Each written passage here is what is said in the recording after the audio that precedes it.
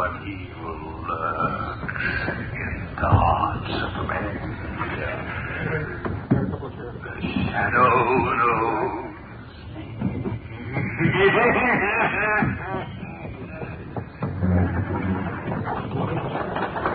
Blue Coal presents The Shadow, the man of mystery who strikes terror into the hearts of shopsters, lawbreakers, and criminals.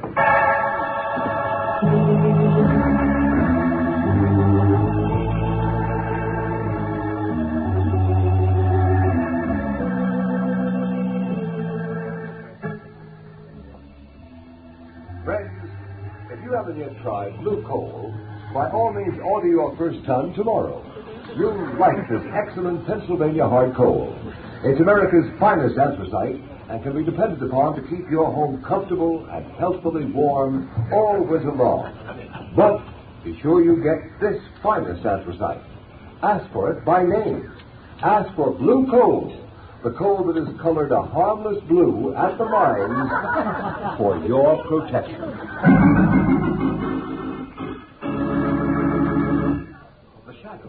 Is in reality Lamont Cranston, wealthy young man about town.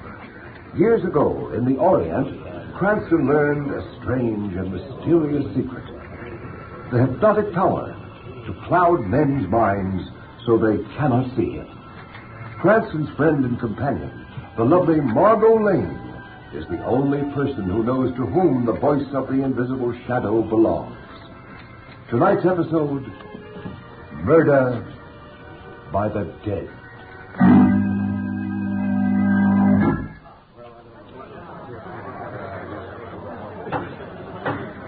The court will come to order. The court will come to order. The prisoner will stand. Peter Swift, you've been found guilty of willful and deliberate murder after a fair and impartial trial. Have you anything to say before sentence is pronounced upon you? Yeah. I got something to say. Very well, be brief. Oh, I'll be brief, all right. You think you're going to kill me, but you ain't. I'll get you. Yes, you up on the bench there, and I'll get that district attorney, too. And just for good luck, I'll get the foreman of that crooked jury that railroaded me. Do you understand? Perfectly. Your threats against the district attorney and the foreman of the jury will, I am sure, go as unnoticed as your threat against myself. Peter Swift, I hereby sentence you to be taken from here to the place from whence you came, and that there you be executed in the manner provided by the law. And may God have mercy on your soul. You will hang me, will you, you old fool? I'll get you, all three. And if I can't get you living, I'll get you dead. Take him away.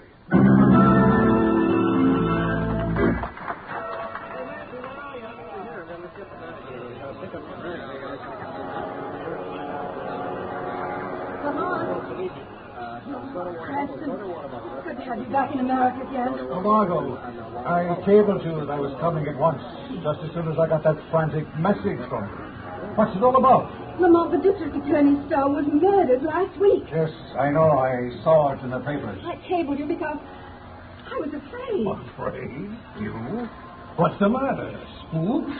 Well, I'm trying to believe it isn't. Oh, darling, you're talking nonsense. I only hope I am. Lamont, it was District Attorney Stowe who prosecuted that murder of Peter Swift 6 months ago. Yes, I remember the chap who threatened to come back and get Stowe and Judge Clive and the foreman of the jury. You haven't forgotten who the foreman of the jury was, have you? Oh, by George. It was your father, wasn't it, Margot? Your father is the third on the list to die. Now do you understand? Oh, but my dearest girl, you surely don't intend to suggest that... Well, I mean, Peter Swift was hanged. All I know is that 3 men were threatened, and one of them is dead. A coincidence, of course. Well, perhaps. But I know you'll think I'm a fool, Lamont, but... And I don't know how, but perhaps Peter Swift has come back. Peter Swift was executed. Hanging is usually a bad thing. But there is something in what you say. I wonder now. So we're asked to believe that Peter Swift has come back to a land of shades to kill 3 men. 3 were threatened. 1 is dead, murdered. The killer must be, then, a ghost, a shade. Well, my dear, I suppose there's only one thing that can be opposed to a shade. And that is? A shadow. My dear Margot, a shadow.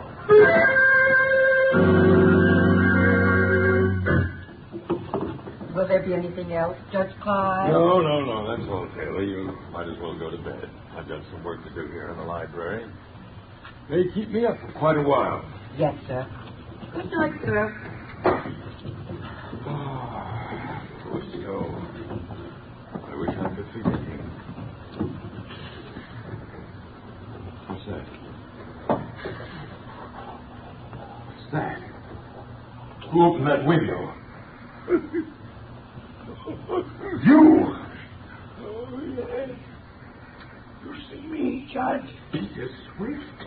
But this is impossible. Oh, the dead has come back to keep my promise. You're mad. Or I am. Ghosts ain't never mad, Your Honor. Ghosts? But that can't No, be. don't say no. Would you?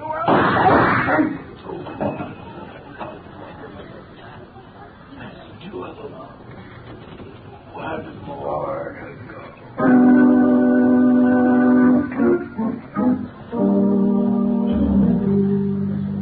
Cardona, you got that Clive housekeeper outside? Yes, Commissioner. I'll shoot her in. I'll get to the bottom of Judge Clive's murder if it's the last thing I ever do. Come in, Taylor. Commissioner Wilson wants to talk to you. Oh, yes, sir? Mrs. Taylor, Yes, sir. I want to check your story. You told Sergeant Riley you left Judge Clive in his library about 11 o'clock? That's right, sir. Then what did you do? I locked the front door, and then I started to go up to bed. Go on. As I was passing the library door, I heard voices inside. So I listened. You see, I had let no one in, because I was surprised. Don't apologize. What did you hear? I heard a hushed voice. And then there were 2 shots, and the bell jangled. Now, you tried the door. It was locked. So you ran around outside the house to the window, which you found open, right? That's right, sir. What kind of a voice was it you heard? Well, it was a kind of a hoarse, whispering voice. I couldn't make out what it said. I see. All right, Mrs. Taylor, that'll be all for the present. Oh, yes, sir. Commissioner Weston. Yeah. You think the shadow murdered Judge Clive? I don't know. Commissioner Weston speaking. You. So, you recognize my voice, I'm flattered. I wish I could get my hands on you. Get your hands on a shadow. Come, Commissioner. What do you want? As usual, just to be helpful. I can do without your help. I wonder. I've got a little suggestion for you. Have you ever thought of exhuming the body of Peter Swift? Peter Swift has been dead for 6 months. What do you want me to do? Get you a lock of his hair? Trace this conger. No bother. I'm knocking from a booth at Union Station, and I'll be gone before you can get anyone here. No, Commissioner, I don't want a lock of Peter Swift's hair. Even if I did, I suspect you couldn't get it for me. I imagine he's still wearing it. Yeah, maybe. In his I car. wonder. District Attorney Stone tells Clive had been murdered. There's only Mr. Lane left. I don't believe in ghosts. No, but you believe in shadow, don't you? Hello. He's hung up. What was that all about? Cardona, get an order for the exhumation of Peter Swift's body.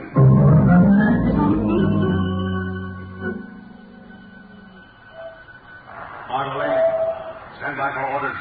The police are on the right track, but they may be too late. Go to the Warden State Prison. Pose as a newspaper reporter. Find out what disposition was made of Peter Swift's body following his execution. Hurry. Every second counts.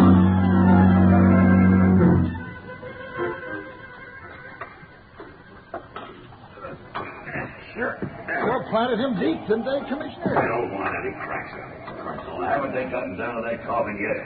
How you coming, boys? Just hit the coffin, sir. We'll have it out soon now. Well, snap into it and get the ropes on. I don't care much about this contract. The digging of murderers in the middle of the night isn't my style. I'll have to take charge, sir. I know, Mike. But this is more or less of a personal matter between myself and that fiend who calls himself the Shadow. Get on those ropes. All right, boys. Pull those ropes. All right, hold that rope short. We don't want him slipping back on us. Now pull. Here she comes, sir. All right. Get busy with those screwdrivers and get the lid off. It's just nailed on, Commissioner. Then pry it off. That does it. She's open, Commissioner. Well, let me look. Now we'll know. What's this? Looks to me like bricks. The coffin's filled with bricks. But where's the body? Where's Peter Swift? Ask the Shadow. Shadow, no.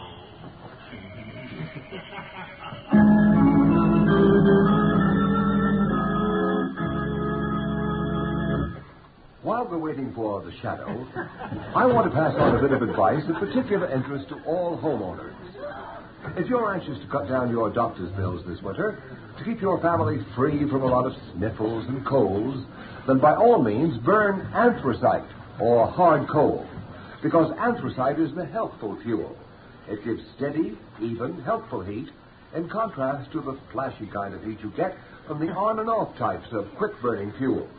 And friend, don't forget this point. Furnaces, cook stoves, and space heaters in this section of the country were especially designed to burn anthracite. And to get America's finest anthracite, ask for blue coal. Blue coal burns long and evenly, with the furnace dampers practically closed. There's no waste up the chimney. It gives economical as well as healthful heat. Blue coal is mined by the Glen Alden Coal Company, the world's largest producers of Pennsylvania anthracite. It is laboratory tested at the mines for purity and for uniformity of size. If you have never tried blue coal, place a trial order tomorrow. You'll find the name of your nearest blue coal dealer listed in the Where to Buy It section of your classified telephone directory under the name Blue Coal.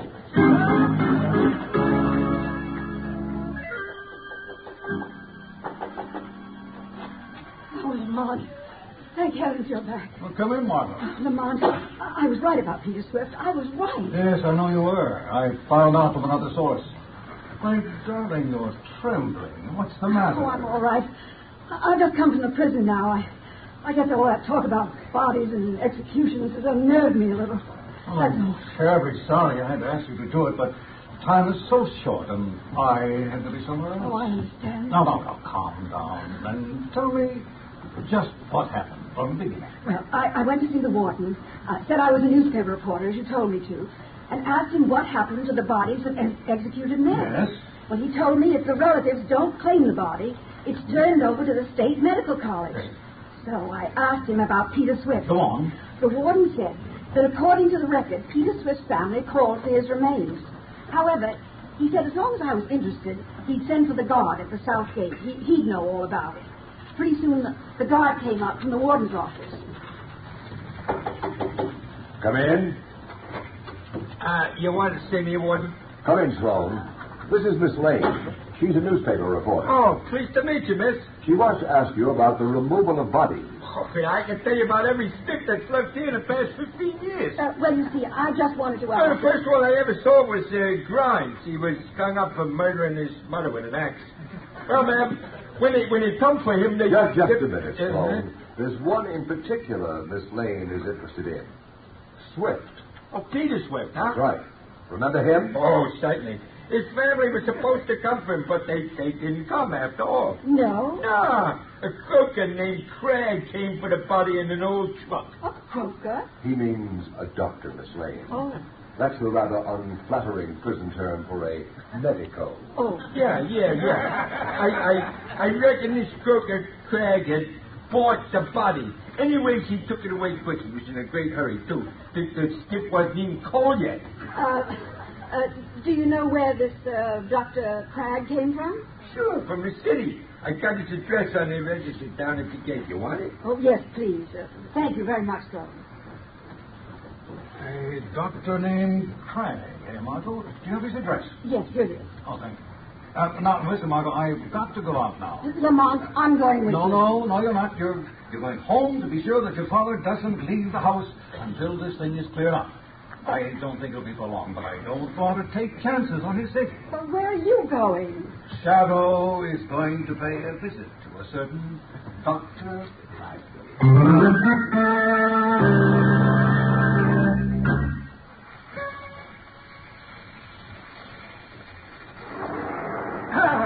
The solvent, at last. I got it. Dr. Cragg? Huh? Who was that? Who spoke? Does it matter? I'm right here at your elbow. You lie. I'm the only person in the room. No, you're not, Doctor. But I wouldn't turn around to find out if I were you. Well, where's that voice coming from? I can swear there's no one else here. Then you must be having hallucinations, mustn't you, Doctor? I'm sane. Sane. I'm sure you are, but you can't see me, that's all. What do you want? Just a favor at a price. A good price. How much? $20,000. Yes, a good price. Well, I've got a friend booked to hang on the 23rd of this month. what's that got to do with me? My dad. 20 grand. Who's your friend? His name is Louis. Three-fingered Louis. Well, what am I supposed to do about it? Perhaps you could keep him alive. So, why come to me? Not that gun, Doctor. I've got you covered. You did it! You can't shoot the shadow. Shadow? You don't mean Yes, I mean the shadow, Doctor. A shadow just wants a little information. You won't get it. The information as to how you resuscitated Peter Swift. Brought him back from the dead, if you prefer the term. I won't tell you. And restored his broken neck. I did it. I've proved I can do it. But it's my secret. I don't care if you are a shadow or the shadow. You can't have my secret. No one can have it. It's mine. Perhaps you trade your secret for mine. My secret of blinding eyes to the obvious. I can teach it to you in a few minutes. The shadow secret of invisibility. Well, I'm not interested in your secret, some psychological touch. What's the power of making oneself invisible compared to the secret of making the dead live? Perhaps you're right. Perhaps there is no comparison. But where can learn that secret, Cragg? Tibet or an African jungle? I won't tell you. It's mine. For how long will it be yours? For as long as I want it to be. Forever and for all eternity. Because only I know the secret, and I shall never reveal it. No. They call me a madman. They threaten to put me in an institution. You're a mad, Cragg. No. I am a genius. You're lucky. You'll benefit by an exceedingly rare coincidence. No. Coincidence might happen one time in a billion, one time in a trillion. It is no coincidence, I tell you. It was my genius. And I shall hold my secret. I shall continue to make the dead live. You're making Peter Swift live has caused two other men to die. To die at the hands of Peter Swift. And what interest is that to me? I am not interested in that. Not interested in the fact that the third man may die tonight. A man named Ross Lane. What do I care about Ross Lane alive or dead? It is nothing to me. Will you bring Ross Lane back to life? Oh, I could. I can bring anyone back from the dead. I tell you, I have found the secret of life over death. I can prove it again and again. I can prove it on myself. I can die and bring myself back to life. You are mad, Cragg. Oh, am I? Oh, mad? Cragg. Yeah, I'm only putting my gun on the table. Very well, then. I'm not afraid of you, even though I can't see you, you see? That's right. And I will prove to you what I just said. I am not mad. I am a genius. I have found the secret. What was that? Why did you put that fountain pen in your mouth? Oh, so that's it. Potassium cyanide in that pen, huh? And you think you'll bring yourself back to life, huh? Right, you were a fool. You were a madman. So now, as the shadow against the ghost. Ghost of Peter Swift. But never the ghost of Dr. Cragg.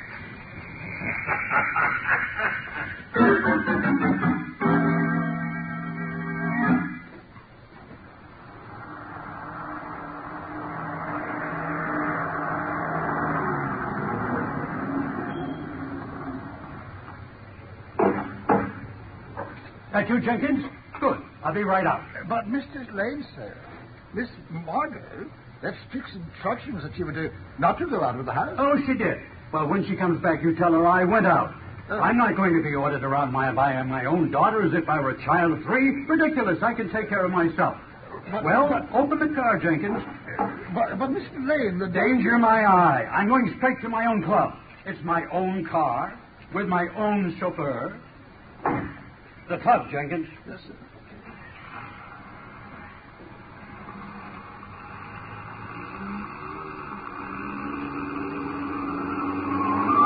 Jenkins, be careful. You turn that corner on 2 wheels. Remember, I have a weak heart. Drive carefully. Jenkins, did you hear me? Jenkins, what's the matter with you? Stop the car this instant. Jenkins, why, you're not Jenkins. Why, you're Peter Swift.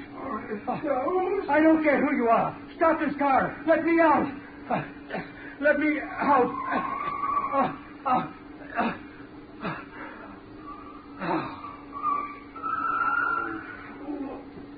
Couldn't go by itself. Scared to death. Well, save me the trouble. I wouldn't be too sure of that, Peter Swift. What's that? Boss Lane is unharmed. He's only fainted. He has a weak heart. Who is that? Where are you? Don't tell me you didn't know. You had a shadow. Is a passenger too, Peter?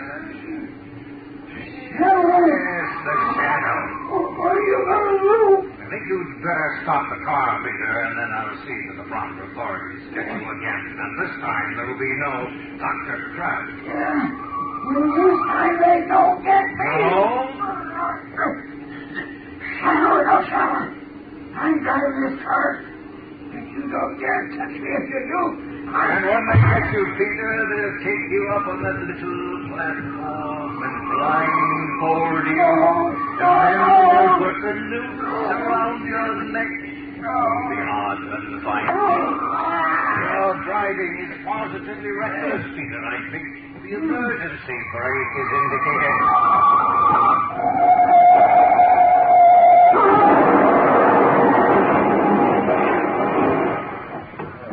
Did you see that crash? That drunken driver. That car's a total wreck, man. Got 3 head-on. Yes, you had there. Let me in. I'm a doctor.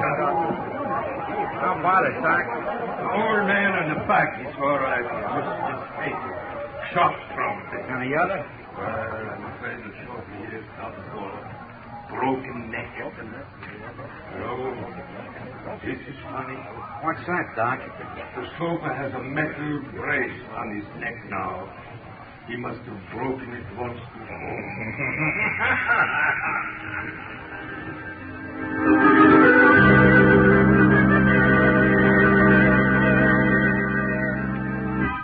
Well, there he is.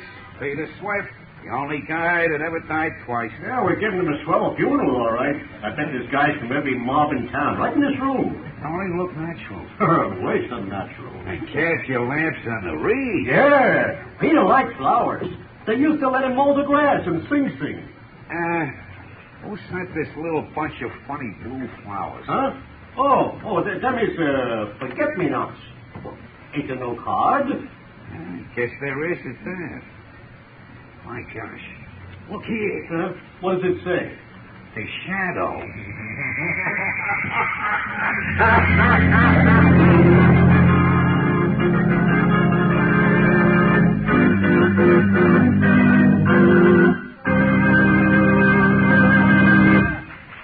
Ladies and gentlemen, before today's thrilling episode in the life of the Shadow comes to a close, we have an announcement that I'm sure will be of interest to everybody. Beginning today, Mr. John Barclay, our blue coal heating expert, will give a series of practical talks on the subject of automatic heating. Ladies and gentlemen, Mr. Barclay. Good evening, friends.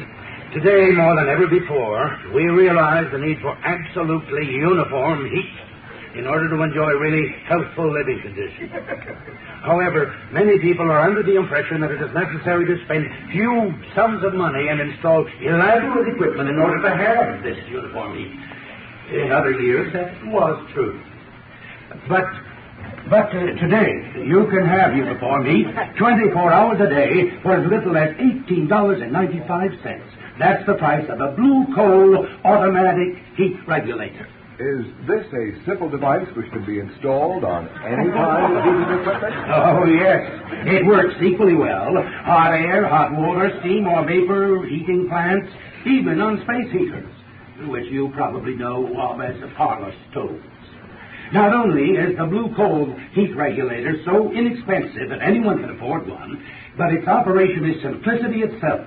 It consists of a thermostat located right upstairs, where it's always handy, or you can have it in your living room, your dining room, your kitchen, anywhere at all. This thermostat is then installed to connected to a silent motor located in the basement near the furnace. Is it easy to install? Why, yes. Yes, the installation of the blue coal heat regulator is such a simple matter that it requires but an hour or two. In fact, you don't even have to let the fire in your furnace go out. And the charge for installation is very low, averaging around $5. Why not drop in to see your nearest blue coal dealer and let him tell you more about this remarkable new heat regulator? You'll find he's the outstanding heating authority in your community. And take advantage of his John Barclay trained serviceman, who is qualified to give you expert counsel on any heating problem at no charge whatever. I thank you.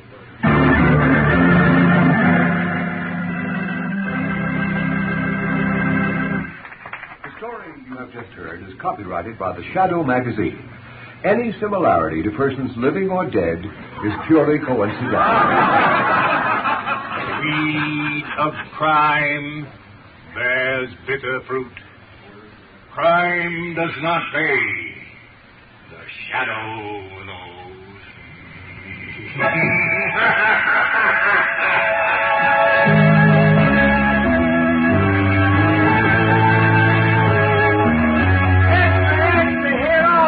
All about the shadow. Next week, same station, same time, the shadow returns.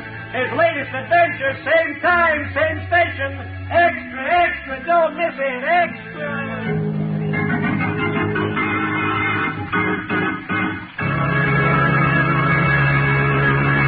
Our cast tonight has included Dwight Weist, Margot Stevenson, Parley Bear, Jackson Beck, Arnold Moss, Sidney Sloan, Trudy Warner, Arthur Anderson, Dick Osgood, John Nanovic, organist Rosa Rio, and Terry and Ken Ross on sound effects.